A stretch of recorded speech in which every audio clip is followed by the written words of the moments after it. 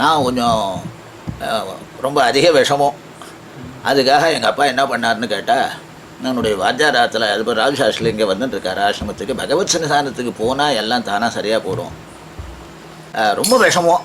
அதனால் என்ன பண்ணார், அவாத்தில் விட்டுவிட்டு அவாத்துலேயே பக்கத்தில் ஸ்கூல் விக்டோரியா ஸ்கூலு, அவாத்துலேருந்து விக்டோரியா ஸ்கூல் பக்கத்துலேயே இல்லையா, நீங்கள் ஸ்கூலுக்கு போகட்டும், சாயந்தரம் வேலை பகவத் சன்னிதானத்துக்கு போகட்டும் அப்படின்னு சொல்லி இங்கே என்ன பண்ணிவிட்டார், ராஜசாஸ்திரியில் கூப்பிட்டு, வாத்தியார் பிள்ளை நீ ஸ்கூல் விட்ட உடனே ஆற்றுக்கு வந்து அடுத்த நிமிஷமே கிளம்பி ஆசிரமம் போய் நித்தியம் சாயந்தரத்தில் வேத பாராயணம் பண்ண வேண்டியது, ருத்ரம் சமக பாராயணங்கள். இப்போ என்ன நடக்கிறதோ அதை அவர் ராஜசாஸ்திரியில் தான் ஆரம்பித்து விடாத பண்ணிட்டு இருந்தார். அவர் என்ன எனக்கு தெரிஞ்ச எப்போ வர்றாருன்னா, நான் 35லேருந்து கிட்டத்தட்ட 55லேயே என்னமோ ஒரு செத்து போயிருக்காரு.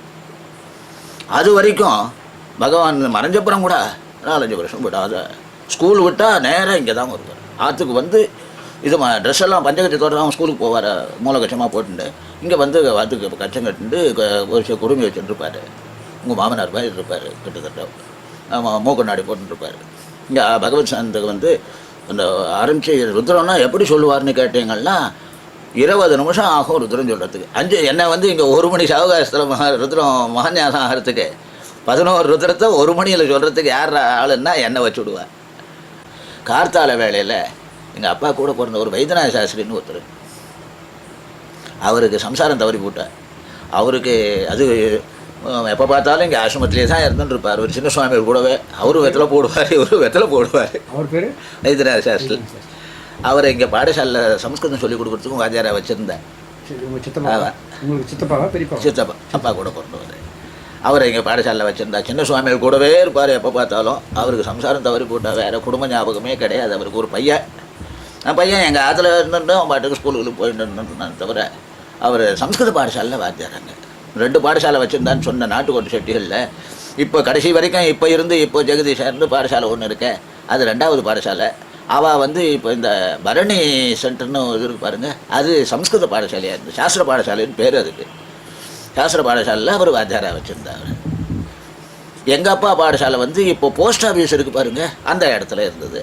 போஸ்ட் ஆஃபீஸுக்கு பக்கத்தில் அண்ணண்ட ஒரு வாசப்படி வழியாக இப்போவும் அதை வந்து அன்னசத்திரம்னு வச்சுட்டு அந்த தர்மத்தை நடத்தலைன்னாக்கா எவனாவது இது பண்ணான்னா லீகலாக ஏதாவது வந்துட போகுதுன்றதுக்காக நடத்தி ஐயர்னு வார்த்தையை உபயோகப்படுத்தாது நாட்டுக்கோட்டை செட்டிகள் பசங்கள்லாம் காலேஜில் படிக்கிற பசங்களை ஒரு 15-20 பசங்களை வச்சுட்டு அவள் சாப்பாடு போட்டு பண்ணிட்டு இருக்கா. இப்போவும் அந்த சமயங்களில் எங்கள் அப்பா இங்கே பாடசாலை வைக்கிறதுக்கு முன்னாடியே நடுவுலையும் பாடசாலை பசங்களும் இதெல்லாம் நுற்று ஆகிறதுக்கு வரைக்கும் எங்கள் சித்தப்பா கார்த்தால வேலையில் இங்கே உபனிஷத் பாராயணம் பண்ணிவிட வேண்டியது.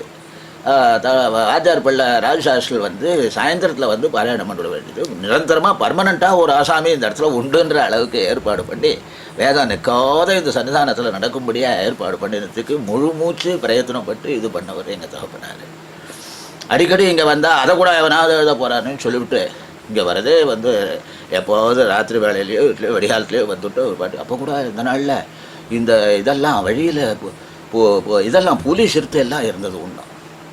இப்போ தான் அவன் டவுனாக இருக்க தவிர இங்கேருந்து டவுனுக்குள்ளே போகிறதுக்குள்ளேயே சில சமயங்களில் புலியெல்லாம் கூட பார்த்துருக்கு. இங்கே ஆசிரமத்துக்கே கூட வந்திருக்கு, அந்த கேட்டு வரைக்கும் வந்திருக்கு. சின்ன சுவாமியெல்லாம் பார்த்துவிட்டு அசந்துவிட்டேன், என்ன பண்ணுறதுன்னு தெரில, என்னை பார்த்துவிட்டு திரும்பி கொடுத்து பேசாத அப்படின்னு ஏதோ சரித்திரத்தில் எதுவும் படிச்சிருக்கேன் நான், சின்ன சுவாமிகள் சொல்லுதாக. அதெல்லாம் பகவானுக்கு பார்த்தா அதெல்லாம் ரொம்ப சகஜமாக கிட்ட கூட வரும். பாம்பே வந்திருக்கு, படுக்கையிலேயே ஊர் இருக்குதுன்னு சொல்லியிருக்கேன், பார்த்துருக்கேன் நான். அப்படியெல்லாம் பகவான் இது பண்ணிருக்கேன். நான் அப்போ சாயந்தர வேலையில் ராஜசாஸ்திரி கூடவே என்னை இங்கே துரத்தி விட்டு 2 வருஷம் விடாமல் வந்தேன். இப்போ நான் இங்கே வேத பாராயணம் பண்ணுறது பூரா காதால் பகவத் சன்னிதானத்தில் கேட்டு வந்த பாராயணமே தவிர நான் ஒன்றும் உட்காண்டு இது பண்ணி தியானம் ஒன்றும் பண்ணலை. ஆனால் எனக்கு 10வது வயசில் பூனலை போட்டு எங்கள் அப்பா சாகிறதுக்கு முன்னாடி வேதத்தில் குரல் ஸ்வரம் தப்பாத எழுத்து தப்பாத நமக்கு என்னென்னா வேதம் வரக்கூடிய அளவுக்கு எப்படி ஃபவுண்டேஷன் போடணுமோ அதை வந்து என்னுடைய 10வது வயசுலேயே 1940 பூனல் போட்டு 42 ஒரு காலமாகறதுக்குள்ளே வேதத்தில் ஒரு பாகத்தை சொல்லி வச்சுட்டார். ஸ்கூலில் 8வது படிக்கிறேன். சீனிவாசாஸ்திரி ராமசாஸ்திரி இருந்தார். ராமசாஸ்திரியில் அப்பா எங்கள் அப்பாவுக்கு ரொம்ப ஃப்ரெண்டுன்னா வயசில் பார்த்தா எங்கள் அப்பாவோட 10 வயசுக்கு மேலே பெரியவர் அவர். ஆனால் ஃப்ரெண்டு அவர் பாடசாலை வாத்தியார்னு ஒரு மதிப்பு இருந்ததுனால அவர்கிட்ட எப்போ பார்த்தாலும் வந்து உட்காந்து பேசிகிட்டே இருப்பார். அப்படி இருந்தவர் சீனிவாசன் தான் பேர் சொல்லியே கூப்பிடுவார் எங்கள் அப்பா. 10 வயசு பெரிய சின்னவராக கூட அந்த மாதிரி அவ்வளோ நெருங்கின இன்டிமேஷன். பஞ்சநத சாஸ்திரிகள் பாடசாலை வாத்தியாராக இருந்தார் இந்த ஊரில். அவர் சந்ததி இல்லை, சொத்து நிறையா இருந்தது. ஐயங்குளத்தூரில் வீடு, இப்போ நம்ம மெடிக்கல் சந்திரன் இருக்கார், அதான் அவர் வீடு. அவருக்கு சொத்து ஒரு 5-6 ஏக்கரா இருந்தது. எல்லாத்தையும் என்ன பண்ணார், சொத்து பூரா அவர்கிட்ட நிறையா பசங்க அத்தியனம் பண்ணியிருந்தார். ஒரு 200 பேருக்கு மேலே அத்தியனம் பண்ணியிருந்தார். என்னுடைய சொத்துகள் பூராவையும் அருணாச்சலேஸ்வரருடைய கார்த்திகை உற்சவ வேத பாராயணத்துக்கு வரக்கூடிய பிராமணாளுக்கு சாப்பாடு போட்டு அவளுக்கு சம்பாவனை பண்ணுறதுக்கு வச்சுட்டு போகிறேன்.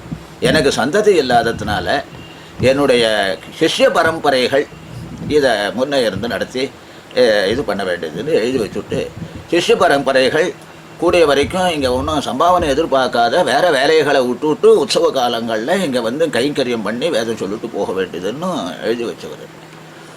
இதை எங்கள் அப்பாவுக்கு அடுத்தது இவரை பஞ்சநத சாஸ்திரிக்கு அப்புறம் ராமச்சந்திரங்கிற பாட்டிகள் ட்ரஸ்டியாக வந்தார், எங்கள் அப்பாவுக்கு வாத்தியார். அவருக்கு அப்புறம் எங்கள் அப்பா வாத்தியாராக வந்த உடனே அவரையும் ட்ரஸ்டியாக போட்டு 5 பேர். நம்ம மெடிக்கல் சந்திர அப்பா கிருஷ்ணகிர பாட்டிகள்னு இருந்தார். அவர் வைஷ்ணதேவம் பண்ணுறவர். ரொம்ப ஆத்தோட சாப்பாடு, வெளியில் எங்கேயும் சாப்பிட மாட்டார். வைதீகத்துக்கும் போகிற வழக்கம் இல்லை. வெளியில் யாருடையும் அதிகமாக பழகவும் மாட்டார். தான் வேலை உண்டு தான் உண்டுன்னு இருந்துருந்தவர். அவர் இந்த கார்த்திகை உற்சவம் வேத பாராயணத்துக்கு அவர் பெரிய வயசில் பெரியவர்னு அவர் ஒரு ட்ரஸ்டியாக போட்டார். ட்ரஸ்டியாக போட்டால் அந்த கட்டடத்துக்கும் வந்ததில்லை, அவருக்கு சம்பாவனையும் வாங்கிக்க மாட்டார். என்ன பண்ணுவார்னு கேட்டால், உற்சவம் நடக்கும்போது சுவாமி கூட எல்லோரும் போகிறச்ச தானும் கூட போய் அப்படி கஷ்டத்து நாள் இருந்துட்டு வந்துட்டு திரும்பி ஆற்றுக்கு வந்துப்பார். அவ்வளோதான் அவர் வந்துப்பார். அவர் அந்த வீடு பூரா ஓட்டு வீடு, கிட்டத்தட்ட 100 வருஷத்துக்கு மேலே ஆயிடுத்து கட்டி. மழை வந்தால், மழை காலத்திலான உற்சவம் கார்த்திகை உற்சவம், மழை வந்தால் ஒரே ஜோன்னு ஒழுக்கல். 60 பேர் 65 பேர் வருவா பாராயணத்துக்கு. அவள் எல்லாம் அங்கே தான் தங்கி ஆகணும், வேறு இடம் கிடையாது. அந்த வீடெல்லாம் ஒரே ஒழுக்காக இருக்குது. எதனா பெரிய மழையாக பெஞ்சு எதனா இடிஞ்சு உழுந்து கொடுத்துன்னா பிராமணா மேலே விழுந்து அவளுக்கு ஏதாவது ஆயிடுத்துன்னா அந்த பாப்பம் நம்மளுக்கு வந்துட போகிறது அப்படின்னு சொல்லிவிட்டு இவர் என்ன பண்ணார், எங்கள் அப்பா மீதி பேர் ட்ரஸ்டிகள் 4 பேர் போட்டிருந்தவா ஒருத்தரும் வேலை செய்கிறவா இல்லை. வேலை செய்கிறவர் ஓடி ஆடி வேலை செய்கிறவர் இவர் கொண்டு தான். நம்மளை இதில் போட்டுவிட்டா நம்மளுக்கு இந்த பாப்பம் வரக்கூடாது. நாம் தான் பிரத்யட்சமாக எதிர ஸ்தூலமாக எல்லாத்தையும் முன்னே இருந்த நிர்வாக எக்ஸிக்யூட்டிவ் ட்ரஸ்டி மாதிரி இருந்துன்னு இருக்கோம். அதனால் நாம் இதை ஏதாவது சரி பண்ணணும்னு சொல்லிவிட்டு ஆச்சாரியாள்கிட்ட போய் கேட்டேன். நான் என்ன பண்ணுறதுன்னு தெரில எனக்கு அப்படின்ட்டு. உடனே அவர் ஒரு ஸ்ரீமுகம் எழுதி கொடுத்து, திருவண்ணாமலையில் வேத பாராயணம் கார்த்திகை உற்சவம் வேத பாராயணம் கட்டடத்தை இது பண்ணுறதுக்கு இவனை நான் அங்கீகாரம் பண்ணி இதை வசூல் பண்ண சொல்லியிருக்கேன். இவன் வசூல் பண்ணுறதுக்கு எல்லோரும் தாராளமாக கொடுக்க வேண்டியதுன்னு சொல்லிவிட்டு அவள் கையால் ஒரு 500 ரூபாயோ என்னமோ முதல்ல போட்டு மடத்தில் இருந்து இதை நாம் இது அனுப்புகிறோன்னு சொல்லிவிட்டு அப்பாவை இது பண்ணேன். இது நான் 1940லையோ 39லையோ நடந்ததுன்னு நினைக்கிறேன். அதுலேருந்து குடும்ப ஞாபகமே இல்லாத நேரா அவர் பாட்டுக்கு வசூல் கிளம்பிவிட்டார். வீட்டை விட்டே அதுக்கு முன்னாடி போனதில்லை.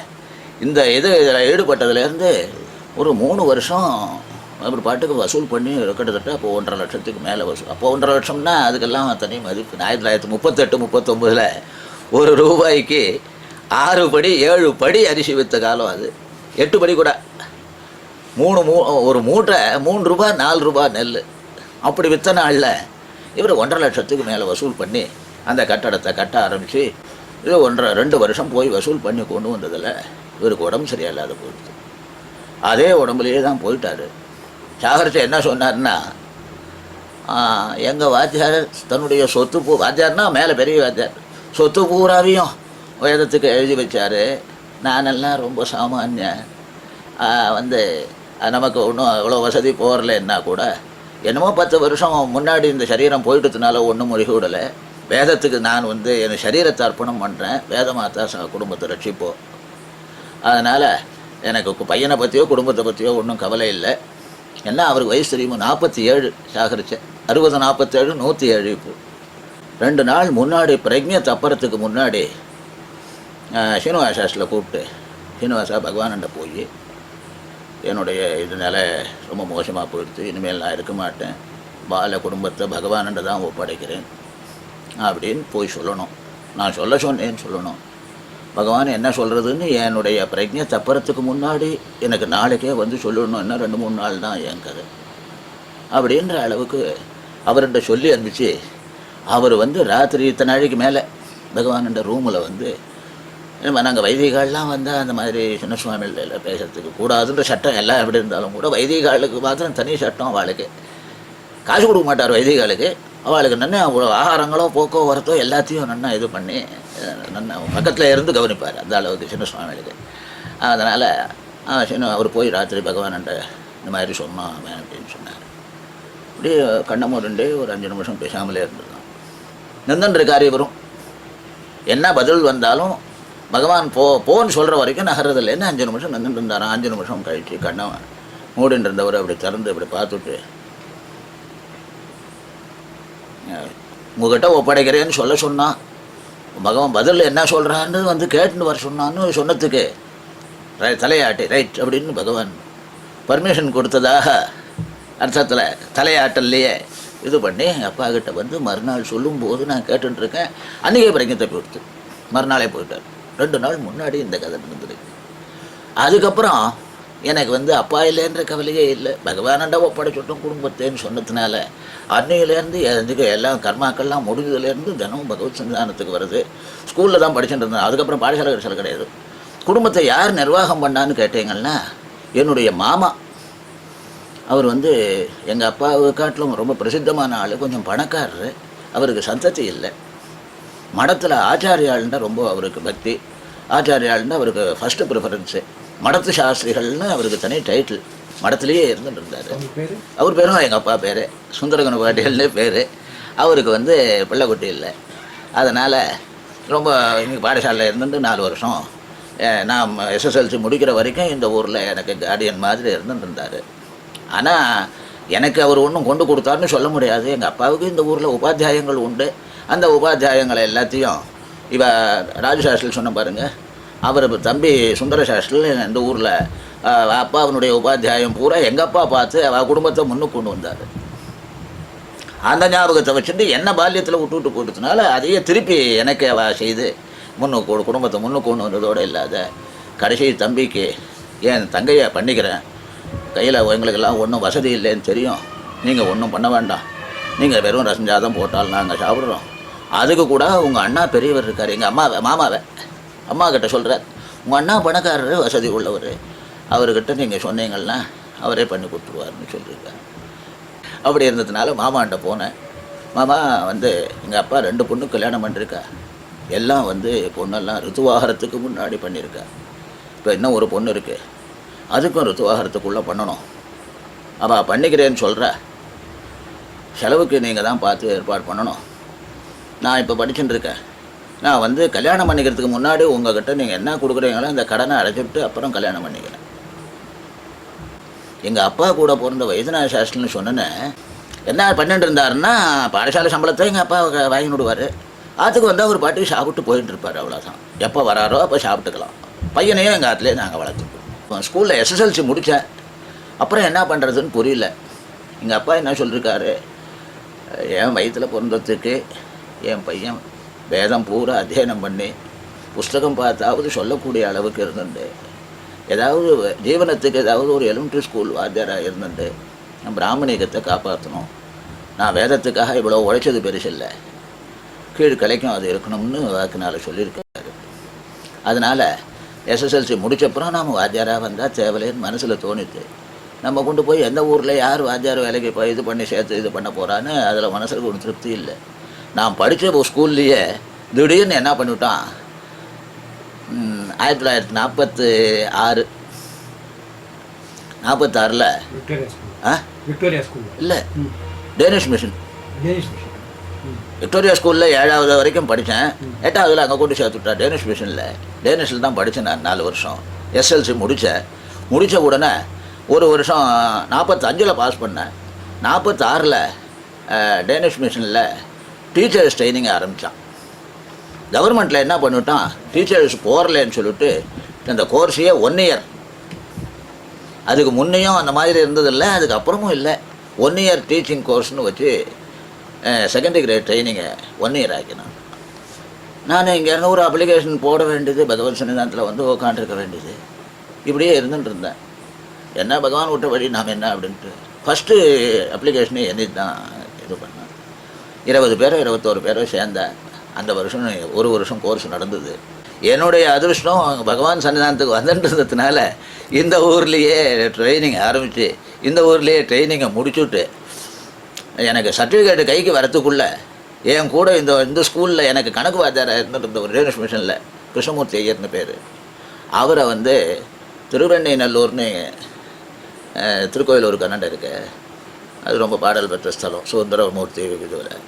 அந்த ஊரில் காந்தி மிஷன் ஹை ஸ்கூல் அப்படின்னு ஒரு ஹை ஸ்கூலுக்கு ஓப்பன் பண்ணி அதுக்கு அவர் ஹெட் மாஸ்டராக வரணும் அப்படின்னு கூப்பிட்டு அழிச்சுட்டு போனார். அவருக்கு full power head master correspondent full பவராக கொடுத்து நீங்கள் எல்லாத்தையுமே நீங்கள் பார்த்துக்க வேண்டியதுன்னு வச்சு அந்த காந்தியன் பிரின்சிபல்ஸ் அப்படியே கம்ப்ளீட்டாக சுதந்திரம் வந்த வருஷம் அது 46 47.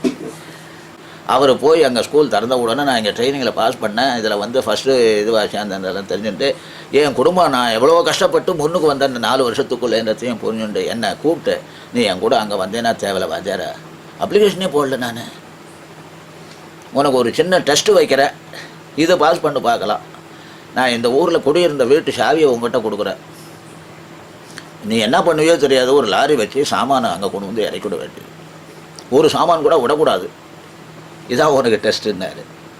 எங்கள் அப்பா பாடசாலை வாத்தியாராக இருந்ததுனால பாடசாலை பசங்கள்லாம் எங்கள் குடும்பத்தையே சுற்றி இருந்துன்றதுனால இந்த மாதிரி வேலைகள்லாம் பசங்கள்கிட்ட சொன்னால் வீட்டு வேலைகளை நன்னா செய்யும். ஒரு லாரி வச்சேன். அப்போ என்ன தெரியுமா லாரி வாடகை, நான் போகிற ஊர் 36 மைல், நான் வந்து 50 ரூபா வாடகை லாரிக்கு பேசி எல்லா சாமானையும் எடுத்துன்னு போட்டேன். அங்கே போய் பார்த்தா அந்த வீட்டினுடைய அம்மி ஏந்திரம் கூட சேர்த்து எல்லாத்தையும் எடுத்துன்னு போட்டான். அது வீட்டு ஹவுஸ் ஓனர் தான். அதை கொண்டு இறக்கணும் இல்லையோ போய் ஸ்கூலில் ஜாயின் ஆகிட்டுன்னு அப்ளிகேஷனே போடல. டிஇஓ வந்தபோது அப்ளிகேஷன் பார்க்கணுன்றதுக்காக டிஇஓ வந்தபோது தான் அப்ளிகேஷன் ஒன்று வாங்கி சொல்கின்றார். அப்படி நமக்கு பகவானுடைய ஒரு அனுகிரகம் பூர்ணமாக இருந்துருந்தது. நீங்கள் பகவான்கிட்ட ஏதாவது பேசியிருக்கீங்களா? ஏன்டா நீங்கள் பகவான்கிட்ட ஏதாவது பேசியிருக்கீங்களா? பகவான் என்னுடைய அனுபவம் பூரா சொன்னேன்.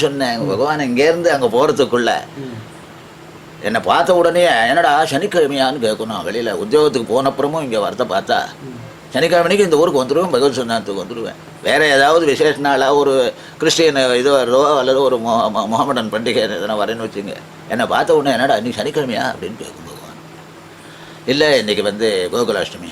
ஓஹோ, 5 வயசுலேருந்து நான் வந்துட்டு இருந்தேன், இந்த ராஜசாஸ்திரத்தில் கூடவே வந்துட்டு இருந்தேன்னு சொன்னோம் இல்லையா. ராஜசாஸ்திரத்தில் சம்ஸ்கிருதம் பண்ணிட்டு அவள் ஆற்றுலேயே என்னை விட்டுருந்ததுனால சம்ஸ்கிருதத்தில் எத்தனை ஸ்தோத்திரங்கள் உண்டோ எல்லா ஸ்தோத்திர கதம்பம் 60-70 ஸ்தோத்திரங்கள் இருக்கும், எல்லாத்தையும் கம்ப்ளீட்டாக வரப்படுத்தி அவர்கிட்ட ஒப்பிச்சுடணும். இதெல்லாம் வந்து பகவானுக்கு தெரியும், எனக்கு என்ன தெரியும்ன்றதெல்லாம் தெரியும். பாராயணத்துக்கு அவரோட கூட வந்துவிடுவேன். பகவானை வந்து பாராயணம் ஆரம்பிக்கிறதுக்கு 5 மணியோ 5:10 ஏதோ டைம் கணக்கு, 4:45 வந்துடுவா எல்லாம். பகவானும் 4:45 வந்து சேர்ந்துடும். 5 நிமிஷம் 10 நிமிஷம் பாராயணம் ஆரம்பிக்கிறதுக்கு டைம் பார்த்துட்டு இருப்பேன். நான் முன்னாடி விபூதி விட்டுட்டு பகவத் சந்தனத்தை போய் முன்ன உட்காந்துடுவேன் எல்லாருக்கும் முன்னாடி. என்னடா என்ன டைம் எவ்வளோ இருக்கு? 10 நிமிஷம் இருக்கா? என்ன சொல்கிற அப்படின்னுவார். தட்சிணாமூர்த்தி சொல்கிறியா, சத்வாரிம்சல் சொல்கிறியா, சத்தர்சனம் சொல்கிறியா, இங்கே ஆசிரம ஸ்தோத்திரங்கள் எல்லாமே பார்க்க தெரியும். அங்கே போய் உட்காண்ட உடனே என்ன டைம் இருக்கோ அந்த டைம் வேஸ்ட் ஆகாத. 8 நிமிஷமோ 10 நிமிஷமோ 5 நிமிஷமோ 5 நிமிஷம்தான் இருக்குது அப்படின்னா சரியா இதுவாவது சொல்லு, பஞ்சரத்னமாவை சொல்ல, அருணாச்சல பஞ்சரத்னமாவை சொல்லு, ஏதாவது உங்கள் பகவத் சந்தானத்தை என்ன வேலை வச்சுட்டே இருப்பார். பகவத் சந்தானத்தில் அவ்வளோ நெருக்கமாக படிக்கணும். இவர் ரொம்ப துஷ்டர். ராஜசாஸ்திரி ரொம்ப கடுபடின்னு பேர் போட்டு அடிச்சு விடுவார். எப்போ பார்த்தாலும் என்ன படிக்கிறதுக்கு எல்லாத்துக்கும் ரொம்ப கடுபடி பண்ணிட்டு இருந்தேன். வாத்தில் இருக்கிறச்சே திடீர்னு எனக்கு ஒரு நாள் ஜுரம் வந்து கொடுத்து. எங்கள் அப்பா ரொம்ப இது பார்த்தா 104 டிகிரி 105 டிகிரி இருக்குதுன்னு டாக்டர்லாம் சொன்னேன். அங்கேருந்து கிட்ட வந்து பேசினா நான் கண்ணை மூடியே பார்க்கல, கண்ணை திறந்தே பார்க்கல. என்னடா இது பேச்சு மூச்சு இல்லாத கிடக்குறானேன்ட்டு கல்லை தண்ணு ஒரு கொடுத்தவருக்கு. எனக்கு ஒருத்தனுக்கு சோறு போடுறதுக்கு உனக்கு வக்கீல்லையா வாத்தில் விட்டுவிட்ட போட்டு அடின்னு அடிச்சு விட்டாலே ஜுரம் வந்துடுச்சு. அதனால வண்டி வச்சு ஆற்றுக்கு வச்சு போட்டேன் உடனே. அப்புறம் நீங்கள் பகவான்கிட்ட எப்படி வந்துட்டு இருந்தீங்க?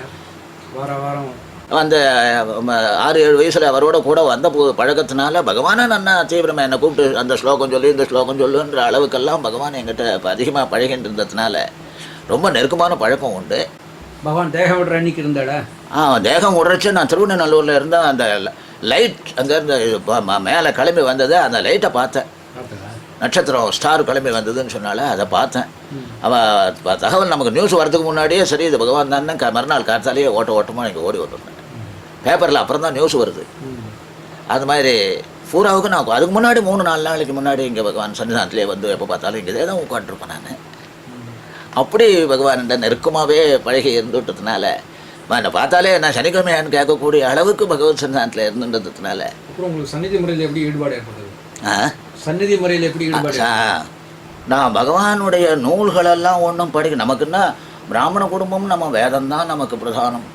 அதனால் வேதை பஷ்யந்தி வைத்விஜாக சாரை பஷ்யந்தி ராஜானஹா ராஜாக்கள்லாம் சாரன்னா சிஐடி போட்டு அவளால் பார்க்குறா. வேதை பஷ்யந்தி வைத்விஜாக விஜன்னா பிராமணன் வேதம் சொன்னாலே அவனுக்கு எல்லாம் அத்துப்படி ஆகிடும். அவனுக்கு அவன் பார்வையில் எல்லாமே சரியாக இருக்கும்னு வாக்கியம் இருக்குது. அதனால் பகவத் சன்னிதானத்தில் நம்ம வேதம் சொன்னாலே நமக்கு எப்பப்போ என்ன வேணுமோ அதை பகவான் நம்ம கவனிச்சுக்கும்னு ஒரு முழு நம்பிக்கை. இங்கே ஒரு புஸ்தகம் கூட நான் படித்ததில்லை. 52 திருவண்ணநல்லூர் வேலையை நான் ரிசைன் பண்ணிவிட்டு வெளியில் கிளம்பிவிட்டேன். வரும்போது திருவண்ணநல்லூருக்கும் அந்த சித்தலிங்க மடத்துக்கும் 8 மைல் பக்கத்தில். 8 மைலில் ஒரு சுவாமிகள் இருக்கார். இவரை நாம் இத்தனை நாளாக பார்த்ததே இல்லையே. இப்போ இதை விட்டுவிட்டு ரிசைன் பண்ணிவிட்டு வெளியில் வரோம். அதனால் இந்த சமயத்துக்கு அவரை போய் பார்ப்போன்னு தோணித்து போய் பார்த்து நமஸ்காரம் பண்ணிவிட்டு அப்படி ஏந்தேன். அப்படி பார்த்தா அப்படி பிரம்ம தேஜஸ் ஜொலிக்கிறது முகத்தில். பகவானுக்கு ஈக்குவலாக அப்படியே ஜொலிச்சுது. இப்படி ஒரு தேஜஸ் இங்கே இருக்குதுன்னு நான் இத்தனை நாளாக 5 வருஷம் அந்த ஊரில் 47லேருந்து உத்தியோகம் பண்ணுறேன். எனக்கு இங்கே வரணும்னே என் புத்தியில் தோணலை. இப்போ இந்த ஊரை விட்டு கிளம்பி வெளியில் வரும்போது தான் எனக்கு இதை பார்க்கணும்னு தோணித்து. இப்படி ஒன்று இருந்து நான் எப்படி பார்க்காத இருந்தேன், இவ்வளோ பெரிய மடையனை நான் இருந்துவிட்டேன்னு இப்போ தான் தெரிஞ்சுன்னேன் அப்படின்னு அவர்கிட்ட ஹோன்னு கண்ணில் தார ஜல விட்டேன். அப்போல்லாம் நீ வராதது தப்பு இல்லை, அந்த சக்தி அங்கே இழுத்துது ஒன்றை பகவான், அது இழுத்துதுன்னு நீ அங்கே போனேன். அதனால் நீ அப்போ வராததை பற்றி ஒன்றும் தப்பு இல்லை. நடுவில் நீ வரணும்னு நினச்சிருந்தாலும் வந்திருக்க முடியாது, அவ்வளோ ஒன்றை பவர்ஃபுல்லாக அது இழுத்துது. அப்புறம் என்ன பண்ணார், ஒரு கேள்வி கேட்டார். பகவானுக்கு அப்புறம் அந்த சன்னிதானத்துக்கு நீ போயின்னு இருக்கிய, அவர் இருக்கும்போது நீ என்ன அங்கே அனுபவிக்கிறதாக உன் மனசில் தோணித்தோ அதுக்கப்புறம் இப்போ நீ அதை அனுபவிக்கிறியா? அதே அளவுக்கு அந்த இடத்துலேருந்து உனக்கு ஸ்பிரிச்சுவல் டெவலப்மெண்ட் இருக்குதுன்னு நீ தெரிஞ்சுட்டுருக்கியான்னு கேட்டார்.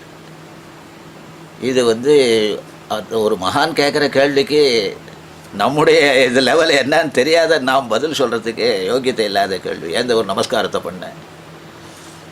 நீங்கள் சமுத்திரம், நான் ஒரு டம்ளரு. இந்த டம்ளரால் எத்தனை டம்ளர் எடுத்தால் அந்த சமுத்திர ஜலத்தை இது பண்ண முடியும்?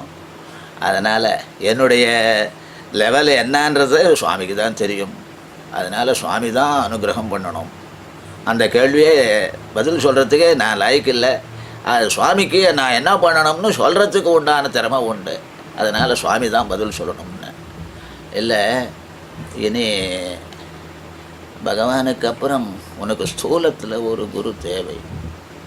அதனால் இனி இப்படி இந்த பக்கம் திரும்பலாமே அப்படின்னாரு. திருவண்ணநல்லூரில் இருந்ததுனாலேயோ என்னமோ சுந்தரருக்கு வன் தொண்டர்னு ஒரு பேர். பகவானை சக மார்க்கத்தில் இருந்தவரானதுனால ஈக்குவலாக பகவான்கிட்ட பேசினார்ன்ற மாதிரி அவர்கிட்ட ஈக்குவலாகவே என்ன பண்ணிவிட்டேன். அந்த 5 வயசுலேருந்து எனக்கு காலை அங்கே போயின்ட்டுருக்கு. அதனால் சுவாமி இங்கே கூப்பிட்டா காலை அங்கே தானே போகும். அதனால் சுவாமி அப்படின்னு நினச்சிவிட்டேன். ஆரம்பித்த வாக்கியத்தை முடிச்சுவிடு, ஞானானந்தர் ஆரம்பித்த வாக்கியத்தை முடிச்சுவிடு அப்படின்னாரு. அதில் பாதி தூரத்தில் அங்கே என்னை எழுத்தா தினம் வரேன். அப்படியா, நடக்கும் பதில். நான் எங்கேயோ பிரம்மகுண்டம்ன்ற ஊரில் வேலை செஞ்சுட்டு இருந்தேன். அப்போது மலைக்காடு. அது சுவாமி நினச்சாருன்னா என்னை அங்கே கொண்டு வந்துட முடியும். ஏன்னு கேட்டால் எனக்கு டிஸ்ட்ரிக்ட் போர்டில் இருந்துட்டுருந்தேன். டிஸ்ட்ரிக்ட் போர்டு அதிகாரி சுவாமிகிட்ட பரமபக்தன் கட்டின கையை உட்காத அங்கே வந்துட்டுருப்பான். வாரத்துக்கு ஒரு நாள் அங்கே வரான். அவங்ககிட்ட அப்படி திரும்பி பார்த்து இவன் நம்ம ஆளுன்னு சொன்னால் போட்டுருவான். அதனால் அவர்கிட்ட ஜாடையா சுவாமி மனசு வைக்கணும்னு இல்லை கொஞ்ச நாள் அங்கேயே இருப்போம் அப்படின்னு விட்டார். 1965 இங்கே நிர்வாகத்தை எடுத்துக்கணும் அப்படின்னாரு. இங்கே போகநாதம் பிள்ளைன்னு உங்களுக்கு இருந்தது தெரியுமா? அவர் ரிஷி போர்டில் ஆஃபீஸில் இருந்தவர். எனக்கு மேலே எதனா ஆஃபீஸில் வேலை ஆகணும்னா அவர்கிட்ட தான் போவேன். நம்ம சோமசுந்தரம் பிள்ளையினுடைய தம்பி அவர் ரொம்ப வேண்டியவர் எனக்கு. அவரை எப்போ பார்த்தாலும் என்னை கூப்பிட்டு வச்சுன்னு பேசிட்டு இருப்பார். பகவானை பற்றி தான் பேசுவார் ஒரு பேச்சில். இங்கே பகவானை பற்றி நிறையா ஆஃபீஸ்லேயே கூட நிறையா இருந்திருக்காரு அவர் ரிட்டையர் ஆனப்புறம். அப்போ என்ன பண்ணார், நீ பண்ணதெல்லாம் நன்னா இல்லை, பகவானுக்கு அப்புறம் பகவான் இல்லைன்னு நினச்சிட்டு இருக்கியா, நீ எப்படி குரு மாற்றிட்டு அந்த சுவாமியார்கிட்ட போகக்கூடாது அப்படின்னு சொல்லிவிட்டு என்னை எப்போ பார்த்தாலும் வெறி வச்சுட்டு இருப்பார். அந்த சுவாமியில் சன்னிதானத்துக்கு நான் 3 மாதத்துக்கு ஒரு 4 மாதத்துக்கு ஒரு போகிறத கூட என்னை நீ அந்த மாதிரி போகக்கூடாது அப்படின்னு என்னை வெறி வச்சுட்டே இருந்தார். அப்புறம் என்னாச்சு, இங்கே நான் ஆசிரமத்துக்கு வந்தால் பாராயணம் பண்ணால் ஒன்றும் காசு வாங்குறதில்ல. இந்த காசெல்லாம் என் வேலையாட்டுன்னு போடுவார்.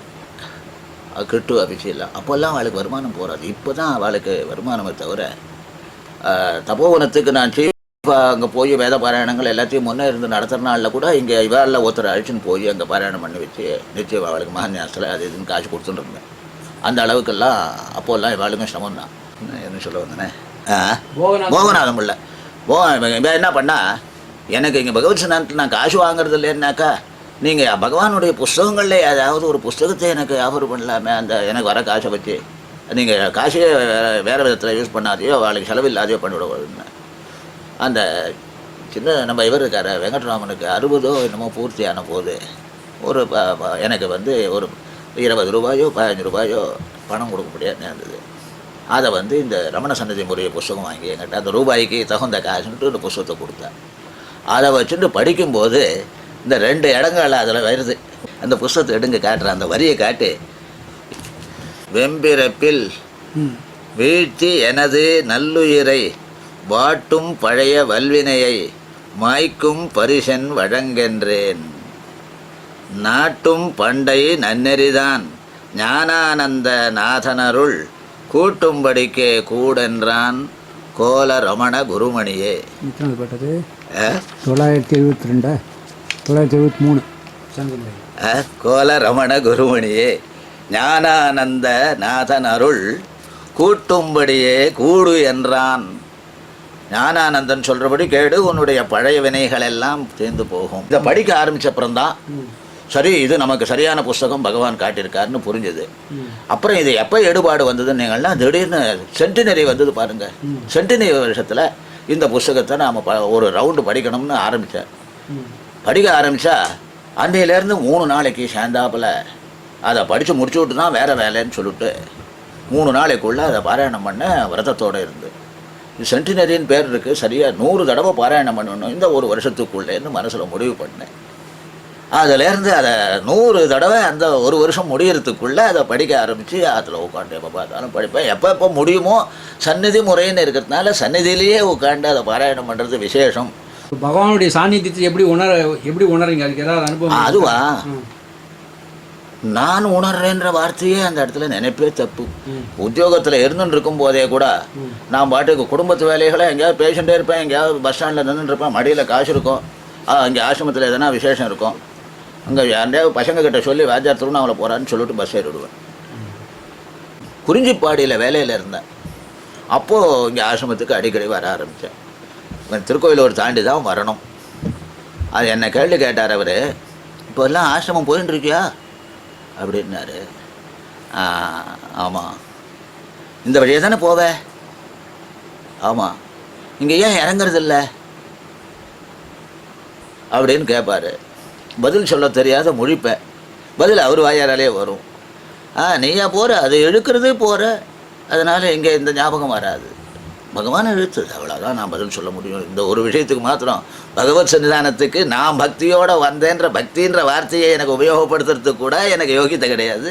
பகவான் தான் அதை கூப்பிட்டு நமக்கு எதனா அனுகிரகம் பண்ணணும்னா இவன் பக்தி பண்ணாதானே நாம் பண்ணலாம். அவனுக்கு அனுகிரகம் பண்ணணுன்றதுக்காக பக்தி பண்ண வச்சு நமக்கு பகவான் இங்கே எழுத்துருக்காரு. அதுதான் நான் நினைக்கிறேன்.